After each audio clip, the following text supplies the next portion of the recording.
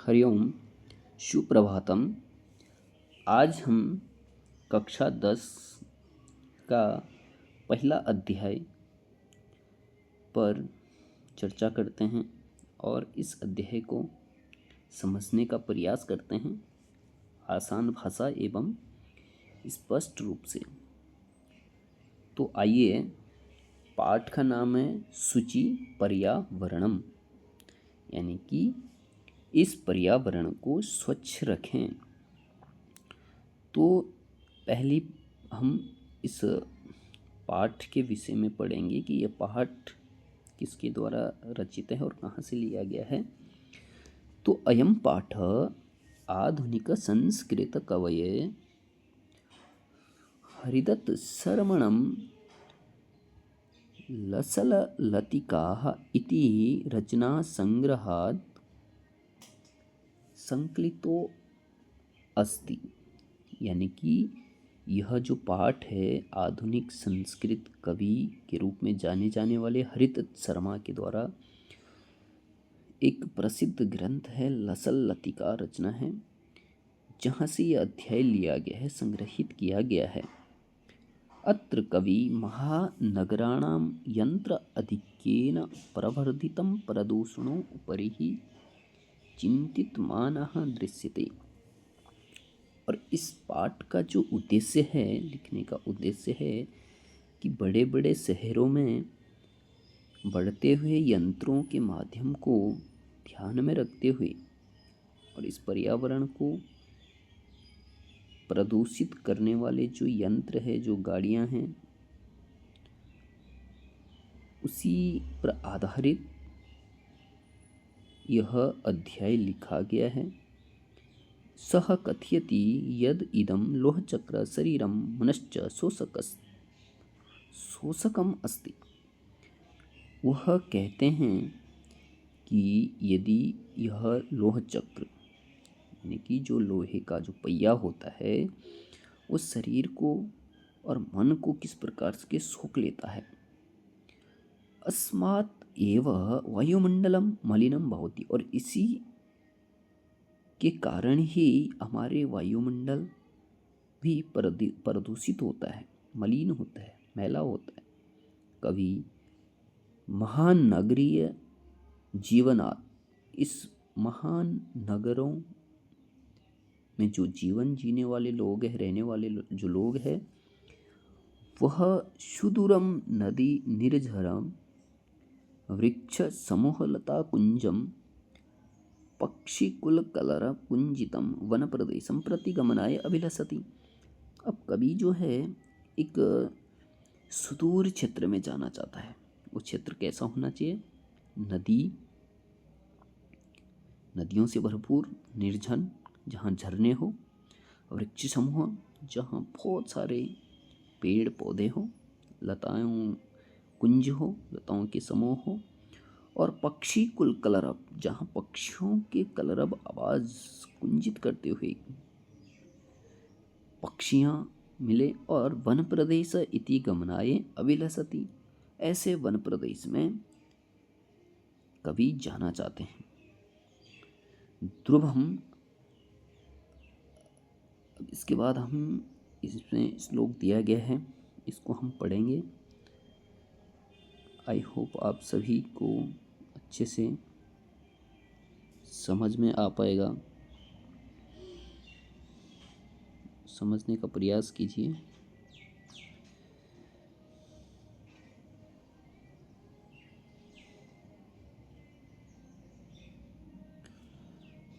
तो सबसे पहले हम श्लोक को पढ़ते हैं।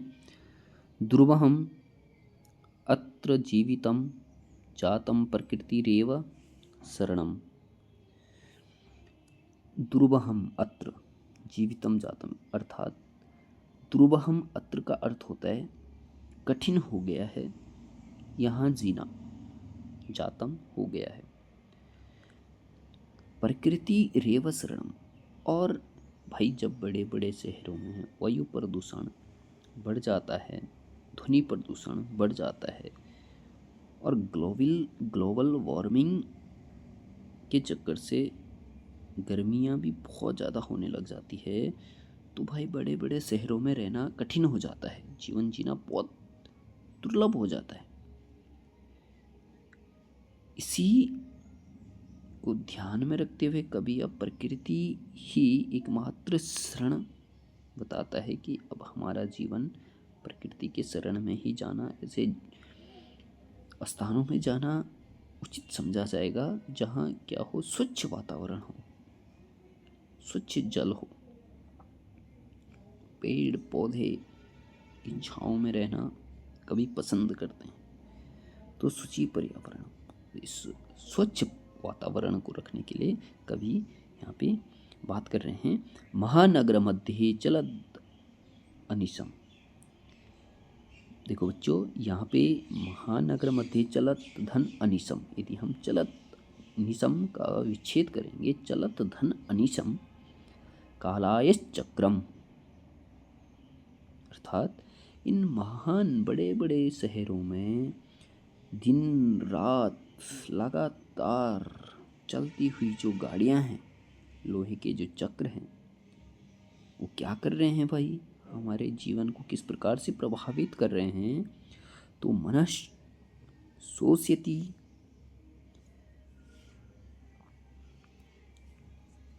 तनुः पेशयत भ्रमति सदा वक्रम। तो ये जो गाड़ियां हैं ये हमारे मन को सोख लेते हैं, हमारे तनु शरीर को कभी कभी पीस लेते हैं, और भ्रमति सदा वक्रम, और ये वक्र के समान घूमते ही रहते हैं दिन रात। आप बड़े बड़े शहरों में यदि आप जाओगे तो आप देखेंगे कि भाई सड़कों में इस प्रकार से गाड़ियां चलती है, कब किसी को टक्कर मार के एक्सीडेंट करवा दे कुछ पता ही नहीं चलता है। और दुर्दांत दर्शन यमुना स्यात् न एव जनग्रसन। इस प्रकार के शहरों में जो जीवन जीना है बहुत ही कठिन हो गया है। अब उन्होंने मनुष्य को ग्रसना शुरू कर दिया है गाड़ियों ने, ठीक है।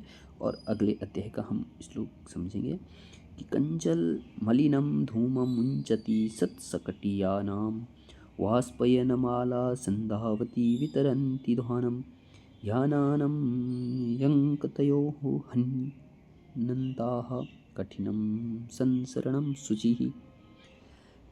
कंजल मलिनम धूमम मुंचति, अब काले जो मलिन जो धुएं निकल रहे हैं गाड़ियों से, बहुत ही दूषित मलिन जो धुएं निकल रहे हैं, छोड़ रहे हैं सैकड़ों गाड़ियां।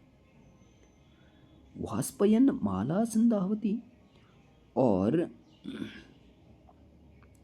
भाप से चलने वाली जो रेलगाड़ियां हैं वो भी क्या कर रही है, वितरंती ध्वनम, वो ध्वनियों को बिखेर रही है, ध्वनियों को छोड़ रही है, और उस ध्वनियों से भी मनुष्यों पर काफी प्रभाव पड़ता है। यानानां पंक्तयोः हयन्नन्ताः कठिनं संसरणम्, और इन यानों यानी इन गाड़ियों के पंक्तियों बद्ध के चलने से लोगों का इधर उधर जाना भी कठिन हो गया है। इधर उधर का अर्थ, कभी आप सड़क में यदि जाओगे तो उस रोड को पार करना, क्रॉस करना भी बहुत कठिन हो जाता है। निरंतर उस सड़क पर गाड़ियां इस प्रकार से दौड़ती ही रहती है कि आर पार करना बहुत ही कठिन हो जाता है। वायुमंडलम भृशम दूषितम ही निर्मलम जलम कुत्सित वस्तु मिश्रितम भक्षयम समलम धरातलम करणीयम बहिरंतर जगति तु बहुशुद्धीकरणम शुचि। तीसरे श्लोक का यदि हम भावार्थ समझें तो इस वायुमंडल में भृशम दूषितम ही निर्मलम जलम, अब बहुत ही ज़्यादा दूषित हो रखा है हमारा जो वायुमंडल है, वातावरण है, और कहीं भी हमें न ही निर्मलम जलम, कहीं भी हमें स्वच्छ जल पीने के लिए नहीं मिलता है। कुत्सित वस्तु मिश्रितम भक्षयम समलम धरातलम, और कुछ ही मात्रा में आपको इस प्रकार की वस्तुएं भी मिलेंगे जो मिश्रित किए हुए हैं, मिक्स किए हुए हैं। भाई आप दुकान में जाते हो तो जब आप दुकान से कोई प्रोडक्ट्स खरीदते हैं तो मिलावटी उसमें बहुत ही ज़्यादा होती है। मतलब शुद्धता कोई भी सामान आपको शुद्ध रूप में नहीं मिल पाएगा दुकानों में।